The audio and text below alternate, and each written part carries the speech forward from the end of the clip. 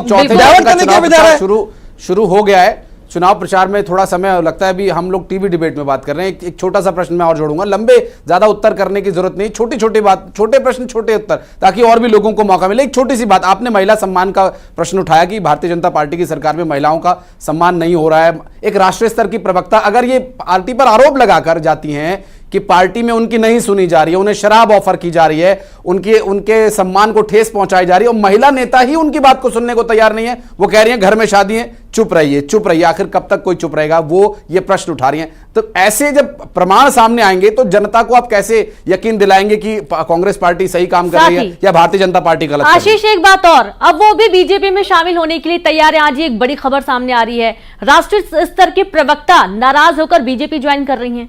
अजय जी, मैं बहुत अच्छा प्रश्न आप दोनों का। मेरा निवेदन है 1.5 मिनट का समय मुझे दे देगा। देखिए, महत्वपूर्ण ये है, आज उन्होंने भारतीय जनता पार्टी की सदस्यता ले लिया और कांग्रेस की प्राथमिक सदस्यता। ये इस बात से पूरी तरह स्पष्ट हो रहा है कि इस पूरी स्क्रिप्ट, इस विवाद के प्रकरण के पीछे पूरी तरह से भारतीय जनता पार्टी के नेता शामिल थे।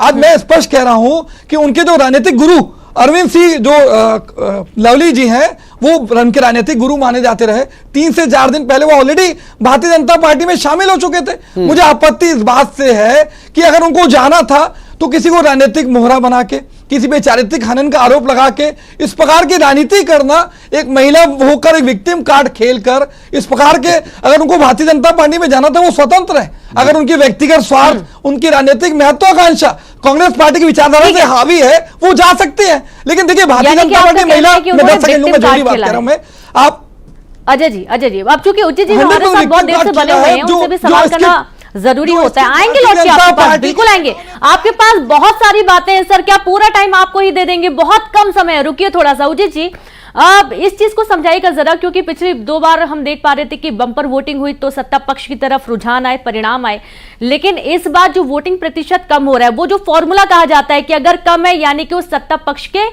खिलाफ है, कम वोटिंग परसेंट, तो क्या इस चीज से कितना इत्तेफाक रखना चाहिए अभी? देखिए, ये पूरे के साइंस और साइंटिफिक तरीके जो है पूरे के पूरे परिवर्तन हुए जा रहा है इसमें। आप ये अंदाजा नहीं लगा सकते कि किसी भी जगह पे अगर वोट परसेंटेज 1%, 2%, 3% कम हुआ है तो वो सत्ता में बैठे लोगों के खिलाफ हुआ है। मैं आपको एग्जांपल दूंगा एक, आप दोनों को, कि देखिए बस्तर एक पार्ट है छत्तीसगढ़ में, बस्तर में 1952 से 40% वोट चालू हुए और अब जो है वो 72-73 तक चले गए हैं, मगर सत्ता में बैठे लोग ही वहां आ रहे थे। वो हमेशा से जो सांसद है वो ही जीत के आ रहे थे। 40% तब भी, 52 था तब भी, 66% है तब भी, 72 हुआ तब भी। ये ट्रेंड को आप ये नहीं कह सकते कि अगर बढ़ रहा है तो ये सत्ता के खिलाफ जा रहा है, ये ऐसा मैं बिल्कुल नहीं मानता। और ये साइंस जो है वो सीट बाय सीट में परिवर्तन हो सकते हैं, वो चेंजेस हो सकते हैं, लेकिन इसका ये अंदाजा नहीं लगाना चाहिए कि वो इनके साथ जा रहा है या इनके खिलाफ जा रहा है। ये बहुत आसानी से हम लोग आपस में, बिल्कुल इसमें थोड़ा समय जरूर लग सकता है उचित जी, और इसका जो स्पष्ट परिणाम है बहरहाल वो तो 4 तारीख को आ ही जाएगा। लेकिन इन सभी विषयों पर बात करना भी जरूरी है, वोटिंग परसेंटेज बढ़ाना भी हम सबकी जिम्मेदारी है, ये संयुक्त रूप से, चाहे वो राजनीतिक दल हो, मीडिया हो, चुनाव आयोग हो या फिर एक आम नागरिक। हम बातचीत का सिलसिला जारी रखेंगे, लेकिन इस बीच मध्य प्रदेश के कृषि मंत्री अदल सिंह कंसाना ने तीसरे चरण के मतदान को लेकर न्यूज 18 मध्य प्रदेश छत्तीसगढ़ से खास बातचीत की। उन्होंने कहा कि मुरैना में कोई टक्कर नहीं है, शांतिपूर्ण मतदान जारी है, धीरे धीरे मतदान प्रतिशत बढ़ने की भी उन्होंने उम्मीद जताई, और साथ ही प्रत्याशियों को पुलिस लाइन में बिठाए जाने पर भी नजरबंदी जैसी बात उन्होंने इससे इनकार किया। बहरहाल क्या कुछ और उन्होंने कहा, ये सुनवाते हैं आपको। मुरैना में शांतिपूर्वक मतदान लगातार जारी है और किस तरीके से आने वाले समय मतदान होगा, बात करने के लिए हमारे साथ मध्य प्रदेश सरकार के मंत्री अदल सिंह कंसाना जी हैं। सर, लोकसभा क्षेत्र में बड़ा शांतिपूर्ण मतदान चल रहा है, किस तरह का आप देख रहे हैं, कितना असर रहा कि आप लोगों ने लगातार समझाइश दी कि किसी तरह की हिंसा न हो? शांतिपूर्ण मतदान है, यहाँ कोई इस प्रकार की हिंसा की तो बात ही नहीं है। लोग समझदार है आजकल मतदाता, हिंसा की आवश्यकता नहीं है। एक जमाना था उस समय हिंसा होती थी जब कांग्रेस की सरकार थी, आज प्रदेश में भाजपा की सरकार है और कुशल नेतृत्व है हमारे मुख्यमंत्री जी का। शांतिपूर्ण मतदान हो रहा है, कहीं कोई दिक्कत नहीं। कुछ गांव ऐसे हैं जहां से बहिष्कार की खबरें आ रही हैं, आपने भी बात की उनसे, क्या मांग कर रहे हैं? छोटी मोटी बातें हैं, उनको समझा दिया गया है और मतदान करेंगे। वो जो प्रत्याशी थे उनको अभी नजरबंद भी किया गया है? नजरबंद नहीं है, एहतियात के तौर पे वो अपनी स्वेच्छा से बैठे हुए, नजरबंद की इसमें कोई बात नहीं। तो क्या लग रहा है सर, इस बार बीजेपी फिर से जीतने जा रही है? कांग्रेस का कोई चुनौती? पक्का कोई चुनौती नहीं है। कांग्रेस, भारतीय जनता पार्टी यहाँ से जीतने जा रही है। तो ये मंत्री अनिल सिंह कंसाना जी, इनका साफ तौर पर कहना है कि इस बार फिर बीजेपी यहाँ पर जीत दर्ज कराने जा रही है और शांतिपूर्वक मतदान लगातार जारी है। कैमरामैन खिलान सिंह के साथ शैलेंद्र सिंह, न्यूज़ 18 मुरैना। सुन रहे थे आप, और लगातार इस तरीके की प्रतिक्रियाएं बीजेपी के दो दिग्गज हैं वो दे रहे हैं। और वहीं लोकसभा चुनाव के तीसरे चरण में पश्चिम बंगाल की 4 सीटों पर भी मतदान हो रहा है, जिसमें वहां पर टीएमसी कार्यकर्ताओं पर कई जगह हंगामा और मारपीट करने के आरोप लग रहे हैं। आप ये देखिए कि जंगीपुर सीट में बीजेपी उम्मीदवार धनंजय घोष के साथ मारपीट के अलावा मुर्शिदाबाद के एक पोलिंग बूथ पर भी टीएमसी नेताओं ने हंगामा किया। वहां पर टीएमसी नेताओं ने सीपीएम उम्मीदवार के सामने गो बैक के नारे लगाए। तो वहीं मुर्शिदाबाद के एक और पोलिंग बूथ पर सीपीएम उम्मीदवार ने एक नकली एजेंट को पकड़ने का भी दावा किया, जिस पर हंगामा हो रहा है। तो ये देखिए, झड़प की तस्वीर आपको दिखाई जा रही हैं। अब चूंकि जंगीपुर में हंगामा हुआ, सीपीएम टीएमसी कार्यकर्ता आपस में भिड़ गए और नकली एजेंट रहने की बात सामने आ रही है और नकली एजेंट पकड़ने का आरोप भी लगाया जा रहा है। तमाम इस तरीके की जो हलचल है वो देखने को मिल रही है। इस समय पश्चिम बंगाल की राजनीति में एक अलग ही उबाल हमेशा से देखा जा रहा है। और ये देखिए, 2 राजनीतिक पार्टियों के जो कार्यकर्ता हैं वो आपस में भिड़ गए हैं और इस भिड़ंत की तस्वीरें आपकी टीवी स्क्रीन पर है। रानीनगर में भी हंगामा हुआ। दरअसल जगह जगह पर हंगामे की तस्वीरें सामने आ रही हैं। इस वक्त 11 राज्यों की 93 सीटों पर मतदान हो रहा है, लेकिन जो स्थिति इस वक्त पश्चिम बंगाल में देखने को मिल रही है वो वाकई में हैरान करने वाली है। पुलिस बल तैनात किया गया है, सुरक्षा बल तैनात किया गया है, बावजूद इसके नारेबाजी, झड़प, वाहन रोकना, मारपीट, तमाम ऐसी तस्वीरें आपकी टीवी स्क्रीन पर। और साथ ही धार में प्रधानमंत्री नरेंद्र मोदी की सभा के लिए मुख्यमंत्री मोहन यादव ने आभार जताया है। मुख्यमंत्री मोहन यादव ने कहा कि प्रदेश की जनता ने मोदी जी का दिल खोलकर स्वागत किया। उन्होंने कांग्रेस को आज आईना दिखाया। देश में 400 पार और प्रदेश में 29 सीट के साथ मोदी सरकार बनने जा रही है।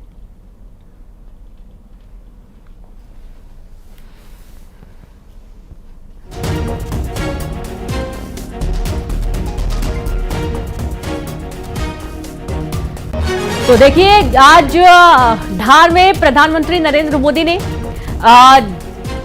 रैली को संबोधित किए और इस दौरान मुख्यमंत्री मोहन यादव ने आभार जताया है। मुख्यमंत्री मोहन यादव ने कहा कि प्रदेश की जनता ने मोदी जी का दिल खोलकर स्वागत किया। उन्होंने कांग्रेस को आज आईना दिखाया। देश में 400 पार और प्रदेश में 29 सीट के साथ ही मोदी सरकार बनने जा रही है।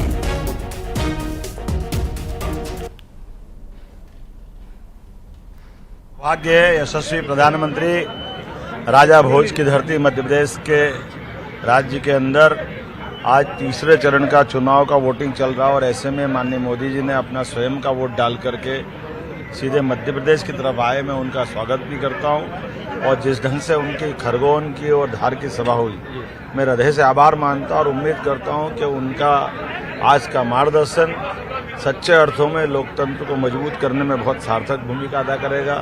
कांग्रेस को उनने कांच दिखाया, आईना दिखाया। कांग्रेस के सारे षड्यंत्रों को पूरा देश समझ चुका है। यही कारण है कि 2014-2019 में प्रचंड बहुमत से जो मोदी जी ने कहा था 2014 में पूर्ण बहुमत की सरकार, 2019 में 300 पार और अब की बार 400 पार, तो जो कह रहे हैं वो करते दिखाई दे रहे हैं। लगातार जो सब तरफ के समाचार आ रहे हैं, मध्य प्रदेश की 29 की 29 और देश की 400 पार भाजपा की सरकार बनने जा रही है। तीसरे चरण का चुनाव चल रहा है, क्या कहेंगे? तीसरे चरण का चुनाव में आप सबके माध्यम से अपील करना चाहता हूं कि हर मतदाता अपना मताधिकार का उपयोग जरूर करे। लोकतंत्र का गौरव है और हम सबकी सुचिता जागृति का परिचायक है, लेकिन वोट का उपयोग सदुपयोग में बदले, भाजपा के साथ चले। बदलते दौर में भारत को सशक्त बनाने के लिए दुनिया का सबसे बड़ा लोकतंत्र माननीय मोदी जी के माध्यम से गौरवान्वित है, तो हम उस क्षण को महसूस करें जो हमारे अंतर्मन में है और 21 शताब्दी भारत दुनिया का नेतृत्व करे। इस तरह से माननीय मोदी जी का जो लीडरशिप चल रही है, विश्व की सर्वाधिक लोकप्रियता में वो अपने पहले पायदान पे पहुंचे हैं। तो मैं उम्मीद करता हूं कि भारत का हर मतदाता इस बात को महसूस करता है और वो उनके साथ खड़ा है। तो जिन्होंने कहा कि प्रधानमंत्री एक मध्य प्रदेश आए और मध्य प्रदेश में आने के बाद कार्यकर्ताओं में नए एक जोश भर के चले गए। वीडियो जर्नलिस्ट डलर साहब मितेश गुप्ता, न्यूज 18। और बड़ी खबर आपको बता दें, बंगाल के मालदा से खबर आ रही है बमबाजी की, जहां बूथ के पास बमबाजी हुई है। मुंह पर गमछा बांध एक शख्स ने वहां पर बॉम्ब फेंके हैं। दरअसल पुलिस पूरे मामले की जांच कर रही है कि आखिर ये बॉम्ब किसने फेंके हैं, और बॉम्ब फेंके जा रहे हैं पोलिंग बूथ के आसपास, जो कि गंभीर विषय है। ये देखिए, बंगाल के मालदा से सामने आया। बंगाल का चुनाव बिना हिंसा के कभी पूरा हो नहीं सकता। इस तस्वीर ने इस बात की फिर तस्दीक कर दी। बंगाल में जब भी चुनाव हो, राजनीतिक घटनाक्रम में ये बम धमाके, गोलीबारी, लड़ाई झगड़ा, खून खराबा यहाँ की नियति बन चुका है। और बंगाल की राजनीति का ये असर है, ये प्रभाव है। बंगाल जो कि बुद्धिजीवियों का प्रदेश कहा जाता है, लेकिन यहाँ के बुद्धिजीवियों की ये कहानी है, बिना हिंसा के वो चुनाव पूरा होने नहीं देते। बंगाल में मालदा में बॉम्बबाजी हुई है, बॉम्ब फेंके गए हैं, और बॉम्ब फेंके जाने का ये मामला पोलिंग बूथ के पास ही बॉम्ब फेंके गए हैं। और ये देखिए, और ये बम धुआं करने के लिए, आवाज धमाका करने के लिए, और फिर डराकर वो गमछा बांधा हुआ शख्स आगे बढ़ता है और एक बार फिर से जो वीडियो बना रहे शख्स है उसको धमकाने की कोशिश करता है। और ये देखिए, ये बम फेंका गया है, और इस बम के धमाके से जो आसपास के पोलिंग बूथ के आसपास जो लोग खड़े हैं उनमें एक दहशत आ जाती है। वो पोलिंग बूथ छोड़कर भागने लगते हैं, ऐसी भी जानकारी मिल रही है। चुनाव के दौरान बंगाल में ये हिंसा की खबरें लगातार चिंता का कारण तो बनी ही हुई हैं, लेकिन इस बात की तस्दीक भी हो गई है कि बंगाल में चुनाव निश्चित रूप से एक बहुत बड़ी चुनौती चुनाव आयोग के लिए रहता है। कितनी ही सुरक्षा बल की वहां पर कंपनीज लगा ली जाएं, लेकिन उससे भी ज्यादा यहाँ के लोगों में हिंसा और हिंसक प्रवृत्ति यहाँ पर दिखाई देती है। और अपेक्षाकृत कम चुनौतीपूर्ण यहाँ नक्सल प्रभावित क्षेत्रों में चुनाव कराना देखा गया। चूंकि नक्सल प्रभावित क्षेत्रों में कुछ छिटपुट घटनाओं को छोड़ दिया जाए तो घोर नक्सल प्रभावित इलाकों में भी भारतीय सुरक्षा बलों ने पूरी मुस्तैदी के साथ चुनाव बेहतरीन तरीके से कराए और अच्छे खासे मत प्रतिशत वहां से हासिल किए। 70% से ज्यादा वोटिंग हुई है, और ये एक बहुत बड़ा संदेश है। लेकिन बंगाल जैसे बुद्धिजीवियों के प्रदेश में बम फेंके जा रहे हैं, चाकू चलते हैं, लात घूसे चलते हैं, नेताओं को मारा पीटा जाता है, चप्पलें चलाई जाती हैं, कपड़े फाड़ दिए जाते हैं, गाड़ी के आगे चढ़ जाते हैं लोग, गाड़ी के आगे लेट जाते हैं, गाड़ी पर चढ़ जाते हैं, कांच तोड़ने की कोशिश की जाती है। सुबह से इस तरह की घटनाएं सामने आई, और ये सिर्फ आज की हम बात कर रहे हैं, जबकि बीते कुछ जो चरणों में चुनाव हुए और आगे आने वाले चरणों में जो चुनाव होंगे, क्या इस तरह की तस्वीरें इस बात की तस्दीक नहीं करती हैं कि आगे आने वाले जो चरण के चुनाव है उसमें और ज्यादा सतर्क रहने की आवश्यकता है, सतर्कता बरतने की आवश्यकता है, और ज्यादा एहतियात बरतने की आवश्यकता है। लेकिन यहां पर बंगाल का ये चुनाव हिंसक चुनाव बन चुका है। हर चुनाव में हम देखते हैं, चाहे वो निगम का चुनाव हो, विधानसभा का चुनाव हो, लोकसभा का चुनाव हो, ऐसी घटनाएं होती ही हैं। हालांकि बम फेंके जाने का ये जो पूरा मामला मालदा से सामने आया, ये चिंता का कारण है और परेशानी का सबब है उन सभी लोगों के लिए जो वोट डालने के लिए घरों से निकल रहे हैं। चुनाव आयोग के द्वारा किए गए प्रयासों पर पलीता, और न सिर्फ पलीता लगा रहे हैं बल्कि यहां तो धमाका भी हो रहा है, और उस पलीते में आग भी लगा दी गई है। ये देखिए, गमछा बांधकर वो शख्स चेहरे पर कपड़ा बांधकर पहले सड़क के ऊपर बम फोड़ता है और उसके बाद फिर भागता हुआ वीडियो बनाने वाले शख्स की तरफ दौड़ता है। और ये जो तस्वीरें सामने आई हैं, ये मालदा से सामने आई। लोकसभा के तीसरे चरण का ये चुनाव इस वक्त चल रहा है, और इस चुनाव में बंगाल की स्थिति ये है। इससे पहले हमारी सहयोगी रीनू ने जो खबरें दिखाई, जो तस्वीरें दिखाई, वहां पर हिंसा से जुड़ी हुई तस्वीरें आपने देखी, और अब ये एक और तस्वीर मालदा से। साथ ही एक चिंता का विषय ये भी आशीष की इतनी गहन चेकिंग होती है, वाहन चेकिंग के दौरान लोगों के घरों के आसपास चेकिंग होती है, बावजूद इसके बॉम्ब लेकर एक युवक पहुंच जाता है पोलिंग बूथ के पास और बमबाजी भी करता है। ये वाकई में बहुत बड़ा चिंता का विषय बना हुआ है। और एक बार सीधे हम रुख करेंगे अपने खास पैनल की तरफ। हमारे साथ कांग्रेस प्रवक्ता जितेंद्र मिश्रा जी जुड़ गए, बहुत स्वागत है आपका। साथ ही बीजेपी से पूर्व विधायक के डॉक्टर विमल चोपड़ा साहब, आपका भी बहुत स्वागत है। आशीष भी हमारे साथ लगातार जुड़े हैं। अब चूंकि वोटिंग प्रतिशत ही सबसे बड़ा मुद्दा आज की तारीख में है, क्योंकि पिछला 2 चरण का चुनाव मतदान प्रतिशत कम रहा है, और आज जो इस वक्त 1 बजे तक में तकरीबन 40% के आसपास वोटिंग प्रतिशत हुआ है। जितेंद्र जी, पहले आप अपना रिएक्शन दीजिए इस वोटिंग प्रतिशत को लेकर, फिर आगे बात।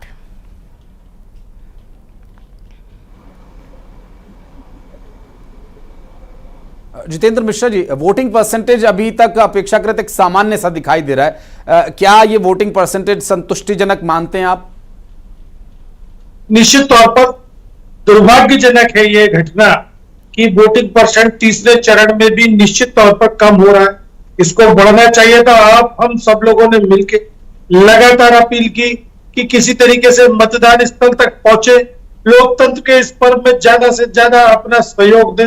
लेकिन बहुत दुखद है कि जिस परिणाम की हम उम्मीद कर रहे थे वो नहीं आ पा रहा है। आज मैं लगातार घूम रहा हूं, आज भी मैं विदिशा लोकसभा के क्षेत्र में हूं। वहां पर मैंने मतदाताओं समझने का प्रयास किया कि आखिर क्यों घर से नहीं निकल रहे। तो उनका ये कहना था कि हमको अभी तक मिला क्या, 10 साल की सरकार में हमें ना तो महंगाई पे काबू मिला, ना रोजगार के साधन मिले, इसलिए हम क्यों वोट देने जाएं। बहुत सुन के लगा। और मैंने ये भी कहा कि अगर आप किसी राजनीतिक दल से खुश नहीं है तो निश्चित तौर पर उसके विरोध में वोट डालिए, लेकिन वोट तो जरूर डालिए। आप ये देखिए कि आज सरकार निश्चित तौर पर जो वादे कर रही है उसमें सफल नहीं हो रही है, और यही इस बात का चिंता का विषय। बिल्कुल, आप दम भर के जितेंद्र जी ये बात नहीं बोल पाए हैं कि अगर आप मौजूदा सरकार को वोट नहीं करना चाहती हैं क्योंकि उन्होंने आपके वादे किए गए वादे पूरे नहीं किए हैं, तो और भी पार्टियां हैं चुनावी मैदान में, कांग्रेस पार्टी है चुनावी मैदान में। निश्चित तौर पर मैंने ये कहा कि आप जिससे खुश नहीं है उसके विरोध में वोट डालिए, लेकिन वोट डालने जरूर निकलिए। मेरा ये कहना है कि आपने ये कहा था कि अगर महंगाई कम न कर दूं तो 50 दिनों में चौराहे पे सजा दे देना। आज 10 साल हो गए, महंगाई को लेके आपने क्या काम किया, आपकी सरकार का क्या रोड जवाब ले लेते हैं विमल जी से जवाब ले लेते हैं। जितेंद्र जी, विमल चोपड़ा जी हमारे साथ मौजूद हैं, पूर्व बीजेपी के विधायक हैं। विमल जी, वोटिंग परसेंटेज पर आपका रिएक्शन क्या रहेगा? वोटिंग परसेंटेज आपसे आप क्या संतुष्टिजनक मानते हैं या अभी उम्मीद है कि ये बढ़ेगा? और उसके बाद जो सवाल जितेंद्र जी ने उठाए उसका जवाब। जी देखिए, ऐसा है, मैं रायपुर लोकसभा में यहाँ रायपुर विधानसभा के हर मतदान केंद्र का भ्रमण कर रहा हूँ जी, और मेरे को मतदाताओं में जो उत्साह दिख रहा है वो ऐसा लग रहा है कि विधानसभा के बराबर या उससे ज्यादा वोटिंग जो है इस चुनाव में होगी। किसी प्रकार की निराशा नहीं है, लेकिन थोड़ा गर्मी का असर जरूर है। लेकिन सुबह जो है वो बदली थी और मौसम ठंडा था, इसलिए लोग घरों से निकले। अब दोपहर के समय में थोड़ा मतदान कम होगा, लेकिन शाम को 4 से 6 फिर भारी मतदान जो है वो होगा।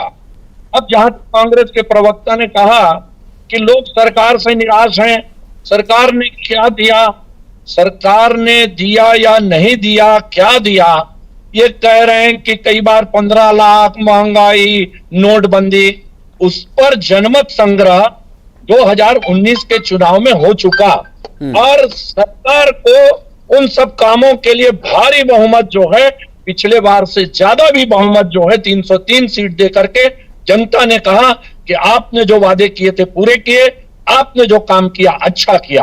और अब ये जो है इन 5 साल में भारतीय जनता पार्टी के कार्यों को लेकर के एक प्रकार से फिर से जनमत संग्रह है। और यदि लोग भाजपा के कामों से निराश होते तो भारी मात्रा में वोट डालने जाते। कांग्रेस के प्रवक्ता कह रहे हैं कि लोग कह रहे हैं हमको कुछ नहीं मिला। अरे कुछ नहीं मिला तो भारतीय जनता पार्टी के विरोध में वोट देते, कांग्रेस के समर्थन में वोट देते। लेकिन कांग्रेस से इतने निराश हैं कि कांग्रेस का मतदाता वो घर से नहीं निकल रहा और कह रहा है कि कांग्रेस पार्टी अब मर चुकी है, इसकी आत्मा